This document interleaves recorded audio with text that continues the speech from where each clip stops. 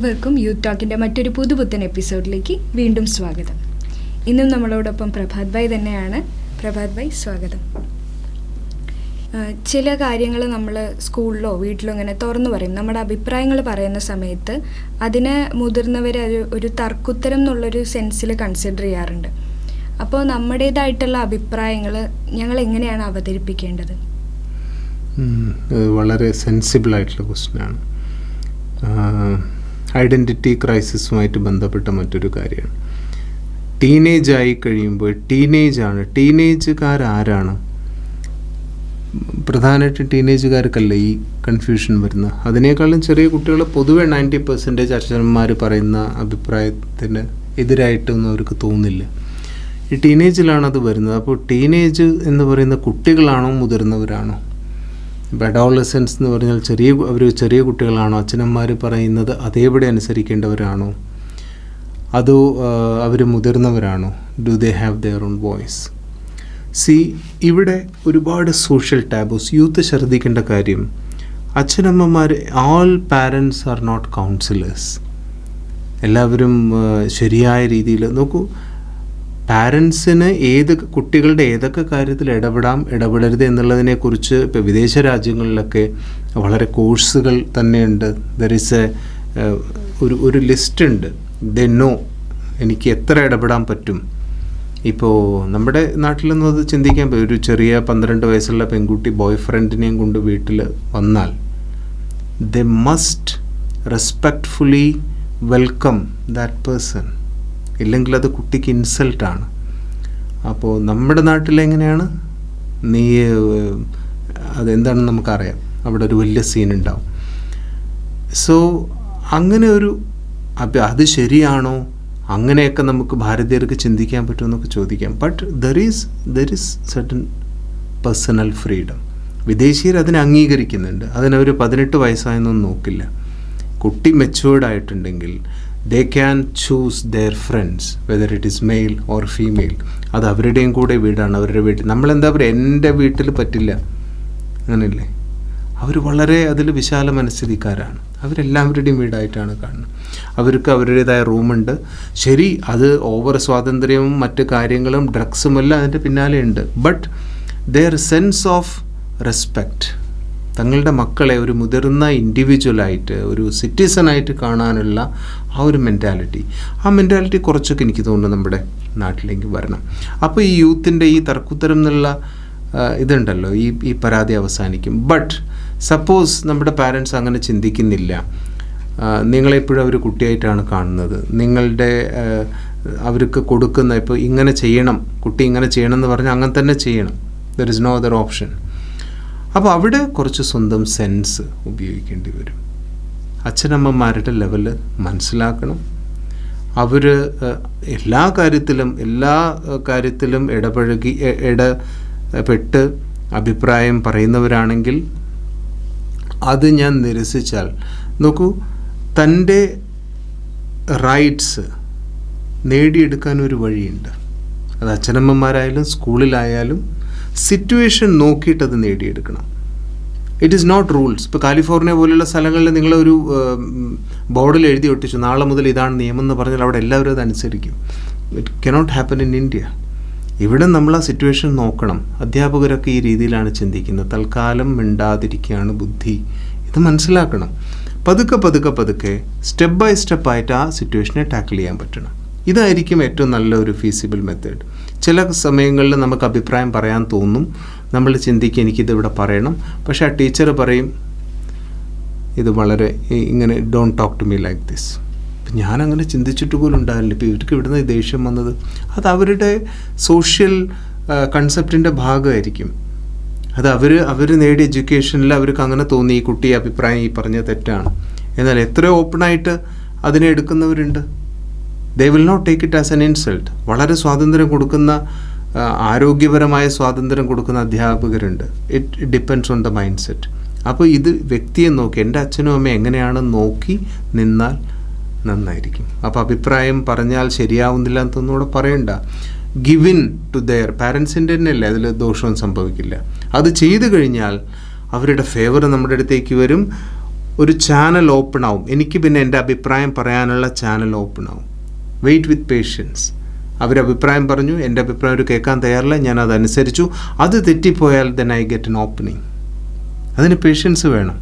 Next time അവർ പറയുമ്പോൾ last time നിങ്ങൾ പറഞ്ഞു ഞാൻ കേട്ടു, now it is my turn. അത് പറയാനുള്ള ഗ്യാപ്പ് നിങ്ങൾ ഉണ്ടാക്കണം. ആദ്യം നിങ്ങൾ വഴക്ക് കൂടിയിട്ടുണ്ടെങ്കിൽ you will not get that. അച്ഛനമ്മമാർ സ്ട്രിക്റ്റ് ആയിരിക്കും. അച്ഛനമ്മമാർ വിചാരിക്കും ഞങ്ങൾക്കാണ് അറിയുക. ഓക്കെ, അവർക്ക് അറിയും, നിങ്ങൾ പറഞ്ഞ പോലെ ഞാൻ ചെയ്തു. ബട്ട് അതിൻ്റെ റിസൾട്ട് ഇൻ കേസ് നന്നായില്ലെങ്കിൽ wait for your next turn. പിന്നീട് നിങ്ങളത് ചെയ്യുന്ന സമയത്ത് അവർ സ്വയം പറയില്ല.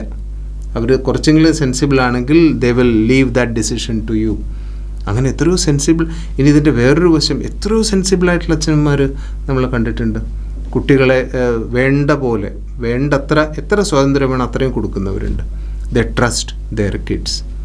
അപ്പോൾ അത് അച്ഛനമ്മമാർ ശ്രദ്ധിക്കേണ്ട ഒരു വിഷയമാണ്. കുട്ടികൾ എന്നുള്ള രീതിയിൽ നമ്മൾ ഇത്രയും ചിന്തിച്ചാൽ മതി.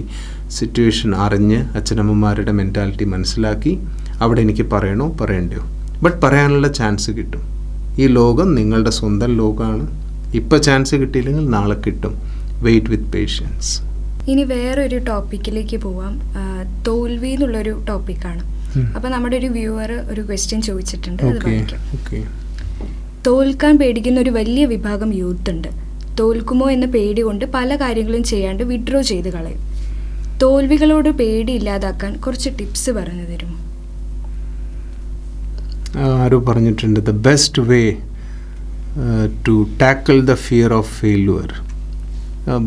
തോൽവിയോടുള്ള ഭയത്തെ മറികടക്കാനുള്ള ഏറ്റവും നല്ല വഴി ആദ്യം കുറേ തവണ തോൽക്കുക എന്നുള്ളതാണ്. അപ്പോൾ നമുക്ക് തോൽക്കാൻ ആർക്കും ഇഷ്ടമില്ലല്ലോ. പക്ഷെ തോൽക്കുക, what do you mean by failure? Failure എന്താണ് ആക്ച്വലി?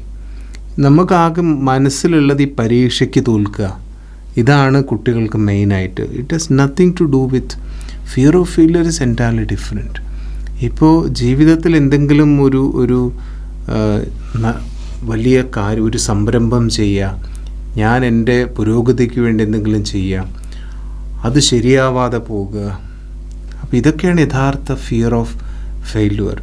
നമ്മളെന്തെങ്കിലും ഒരു ലക്ഷ്യം വെച്ച് മുന്നോട്ട്, ഇപ്പം നമ്മൾ ഒരു എപ്പിസോഡിൽ ആക്ടേഴ്സിൻ്റെ കാര്യം പറഞ്ഞു.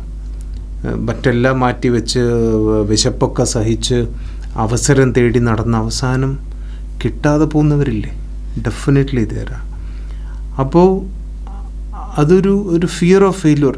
നോക്കൂ, എത്രയോ പേര് ഫെയിലായിട്ടുണ്ട്. കുറച്ച് പേരാണ് സ്റ്റാർസായിട്ട് മാറിയിട്ടുള്ളത്. പെർസിവർ ചെയ്തവർ, വിടാതെ പിന്തുടർന്നവർ. എനിക്കങ്ങനെ പറ്റുമോ? ഞാൻ ഈ വിടാതെ പിന്തുടർന്ന് അവസാനം എനിക്ക് വിടേണ്ടി വന്നാലോ? അപ്പം ഞാനൊരു ഫെയിലുവർ ആവില്ലേ? അപ്പോൾ ഫെയിലുവർ സൊസൈറ്റിയിൽ ധാരാളം ഉള്ളതുകൊണ്ട്, എക്സാമ്പിൾസ് ഉള്ളതുകൊണ്ട് നമുക്ക് കുറച്ച്, നമ്മുടെ ഒരു പ്രശ്നം എന്താണെന്നറിയോ, മൈൻഡ് കുറേ കാലങ്ങളായിട്ട് കണ്ടീഷൻഡാണ്. ഫെയിലുവർ വിജയിച്ചവരെക്കാളും കൂടുതൽ ഫെയിലിയേഴ്സിൻ്റെ കഥകളാണ് നമ്മുടെ മൈൻഡിലുള്ളത്. മൈൻഡ് അതിനെ തേടാൻ കണ്ടീഷൻഡായി കഴിഞ്ഞു. This is a big problem. ഇവിടെ യൂത്തിന് ചെയ്യാനുള്ളത് തൻ്റെ മനസ്സിനെ വിജയങ്ങൾ നോക്കാൻ പ്രാപ്തനാക്കുക എന്നതാണ്. എത്രയോ പേര് വിജയിച്ചിരിക്കുന്നത്, ദെൻ വൈ കാണ്ട് ഐ? ഇത് ചോദിച്ച് നമ്മളെ ബോധ്യപ്പെടുത്തണം. നെഗറ്റീവ്, അവർ തോറ്റല്ലോ പറയാൻ ആൾക്കാരുണ്ടാവും. ഐ റിമെമ്പർ, വളരെ ഇന്ത്യയിലെ പ്രസിദ്ധനായൊരു motivational speaker, he's a photographer by profession. എല്ലാവർക്കും അറിയുന്ന ആളാണ്. അപ്പോൾ അദ്ദേഹത്തിനോട് അദ്ദേഹത്തിൻ്റെ കുടുംബത്തിലുള്ള ഒരാൾ ചോദിച്ചു, ഫോട്ടോഗ്രാഫി പഠിച്ചിട്ട് ആരെങ്കിലും മില്യണറായിട്ടുണ്ടോ? ആരെങ്കിലും പണക്കാരനായിട്ടുണ്ടോ? അപ്പോൾ ആക്ച്വലി സൊസൈറ്റിയിൽ അങ്ങനെ വളരെ വളരെ അപൂർവം പേരേ ഉണ്ടാവുള്ളൂ. നമുക്ക് നോക്കിയാൽ കാണാൻ പോലും പറ്റില്ല. Is there any photographer who is A millionaire? But Sandeep Maheshwari is A millionaire now. He is basically A photographer. അദ്ദേഹം മോട്ടിവേഷണൽ ക്ലാസ്സുകൾ ഫ്രീ ആയിട്ടാണ് കൊടുക്കുന്നത്, ഇൻ അവർ ചാർജസ്. അപ്പോൾ what kind of photographer is he? അദ്ദേഹം തൻ്റെ ഒരു ഫോട്ടോഗ്രാഫ് എടുക്കാൻ ഹി സ്പെൻഡ് 30,000 to 35,000 ഒരു ഫോട്ടോഗ്രാഫ് എടുക്കാൻ. He will set everything. ഒരു സ്റ്റോക്ക് ഫോട്ടോഗ്രാഫി നമുക്കറിയാം, ലോകത്തിൽ ഒരുപാട് അതിന് ആവശ്യക്കാരുണ്ട്. പുഴയിൽ നിന്ന് വെള്ളം എടുത്ത് കുടത്തിൽ കൊണ്ടുപോകുന്നൊരു പെൺകുട്ടിയെ ഷൂട്ട് ചെയ്യാൻ he will set everything, lighting, എല്ലാ കാര്യങ്ങളും. അദ്ദേഹം പറഞ്ഞു അറൗണ്ട് ആവറേജ് 30,000 എനിക്ക് ചിലവാകുന്നുണ്ട്. But what is the result? അതിൽ നിന്ന് 3 മില്യൺ അദ്ദേഹത്തിന് ഉണ്ടാക്കാൻ പറ്റുന്നുണ്ട്. ബിക്കോസ് ഒരു തവണ ഇട്ട് കഴിഞ്ഞാൽ പിന്നെ ലോകത്തിലുള്ളവർ മുഴുവൻ അതിൻ്റെ ആവശ്യക്കാരായിട്ട് മാറാണ്. He know that is the business which is happening. അപ്പം നോക്കൂ, സന്ദീപ് മഹേശ്വരിയെ പോലെയുള്ളവർ, ഒരു ഫോട്ടോഗ്രാഫർ, അദ്ദേഹത്തിനെ പിന്തിരിപ്പിക്കാൻ 100 പേരുണ്ടായിട്ടും അദ്ദേഹം എന്തുകൊണ്ട് ഫോട്ടോഗ്രാഫി തിരഞ്ഞെടുത്തു? നോർമൽ ആൾക്കാർ പോലും പറയും ഫോട്ടോഗ്രാഫിയേക്കാളും നല്ല വീഡിയോഗ്രാഫി അല്ലേ. അത്രയെങ്കിലും no, he set photography, that is his passion. അദ്ദേഹം ഒരു മില്യണയറായി. പേടി, അപ്പോൾ അദ്ദേഹത്തിന് പേടി ഉണ്ടായിരുന്നില്ലേ? അദ്ദേഹത്തിന് പേടിയൊക്കെ എല്ലാവർക്കും ഉണ്ടാവും, പക്ഷേ അദ്ദേഹത്തിന് എക്സൈറ്റ്മെൻറ്റ് കൂടുതലായിരുന്നു, അദ്ദേഹത്തിൻ്റെ മോട്ടിവേഷൻ പേടിയേക്കാളും കൂടുതലായിരുന്നു. അതുകൊണ്ട് ഈ ഫിയർ ഓഫ് ഫെയിലിയർ എവിടെ നിന്നാണ് വരുന്നതെന്നറിയൂ? Again we have discuss this in a previous episode.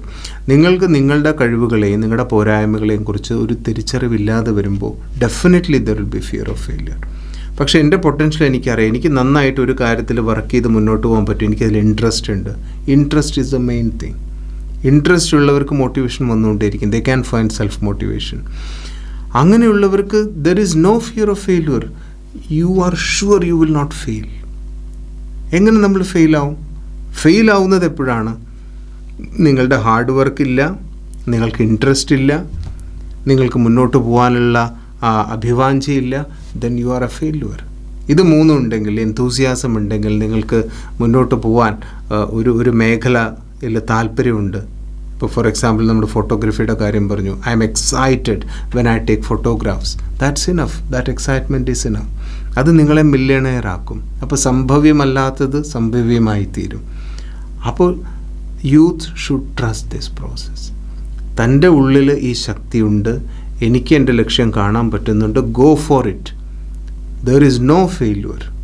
There are only set backs ഉണ്ടാവും. ഈ സെറ്റ് ബാക്സിനെ ചിലൊരു ഫെയിലുവറായിട്ട് തെറ്റിദ്ധരിക്കുകയാണ്. There is nothing called failure. നിങ്ങൾക്ക് നിങ്ങളുടെ ഫോട്ടോ നിങ്ങൾ പ്രസൻറ്റ് ചെയ്തൊരു വെബ്സൈറ്റിൽ കൊടുത്തു, അവർ റിജക്റ്റ് ചെയ്തു. നിങ്ങളൊരു നല്ല ഫോട്ടോഗ്രാഫ് എടുത്തു, you spend 5,000 rupees taking that photograph. നിങ്ങളതിനൊരു വെബ്സൈറ്റിലിട്ടു, ഫോട്ടോസ് വാങ്ങിക്കുന്ന ഒരു വെബ്സൈറ്റിൽ. അവരതിനെ റിജക്റ്റ് ചെയ്തു. You think this is a failure. This is not a failure. This is just a set back. ഇവിടെയാണ് യൂത്ത്, നമ്മുടെ റെസീലിയൻസ് കുറവാണ്. അപ്പോൾ നമ്മൾ വിചാരിക്കും ഇത് എനിക്കിനി പറ്റില്ല കേട്ടോ. What is this? You make another one. എന്താണ് ഇവർക്ക് ശരിയല്ലാത്തത്, അവർക്ക് എന്തായിരുന്നു വേണ്ടതെന്ന് നോക്കൂ. What do companies need? You make A study, market study ചെയ്യൂ. എന്നിട്ട് അവർക്ക് എന്താണ് വേണ്ടതെന്ന് നോക്കി അതിനനുസരിച്ച് നിങ്ങൾ പ്രൊഡക്റ്റ് കൊടുക്കൂ. They will accept it. The very next time they will accept. അപ്പോൾ ഇവിടെ എന്താണ് പ്രോബ്ലം? ഇവിടെ ഫെയിലിയർ ഒന്നും ഉണ്ടായിട്ടില്ല. There is A small set back. അവിടുന്ന് ആ സെറ്റ് ബാക്കിൽ നിന്ന് പഠിക്കേണ്ടത് ഞാൻ പഠിച്ചില്ല, അവിടുന്ന് അങ്ങോട്ട് മുന്നോട്ട് പോകാൻ എനിക്ക് പറ്റുന്നില്ല. ഇതിനാണ് യൂത്ത് ഫെയിലിയർ എന്ന് പറയുന്നത്. There is no failure. ഇന്നത്തെ ഈ ചർച്ചയിൽ നിന്ന് നമുക്ക് കുറേ കാര്യങ്ങൾ മനസ്സിലായി. യഥാർത്ഥത്തിൽ തോൽവിയല്ല, കുറച്ച് തിരിച്ചടികളാണ് ഉണ്ടാവുന്നത്. ഈ തിരിച്ചടിയിൽ നിന്ന് നമുക്ക് പാഠം പഠിച്ച് നമുക്ക് വീണ്ടും ഊർജ്ജസ്വലരായി വിജയം പ്രാപ്തമാക്കാം. അപ്പോൾ നിങ്ങളുടെ ചോദ്യത്തിന് ഉത്തരം കിട്ടിയെന്ന് വിചാരിക്കുന്നു. വീണ്ടും മറ്റൊരു പുതുപുത്തൻ എപ്പിസോഡുമായി വീണ്ടും കാണാം. Till then bye.